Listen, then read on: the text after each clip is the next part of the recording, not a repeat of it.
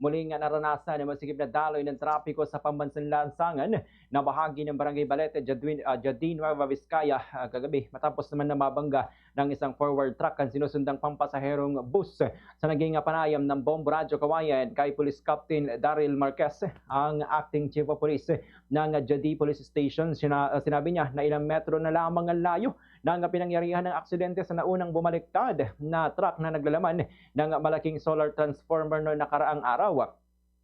Hindi pa niya ito natatanggal ay may sumunod na namang aksidente matapos na mabangga ng ELF truck ang likuran ng isang Victory Liner bus.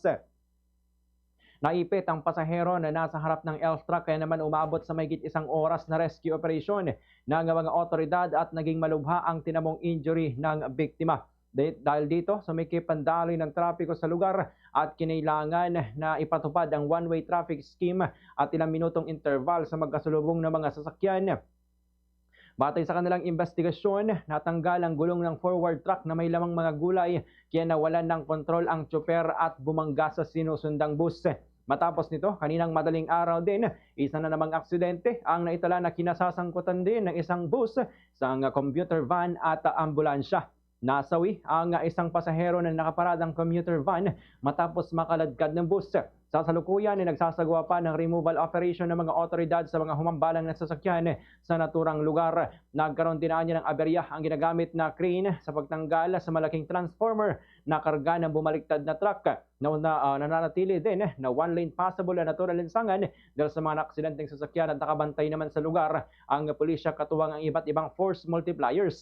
Muli namang nagpaalala ang pulisya sa mga motorista na ugaliing suriin ang sasakyan bago bumiyahe upang makaiwas sa kalintulad ng mga pangyayari. Ganitong bahagi ng pahayag ni Police Captain Daryl Marquez.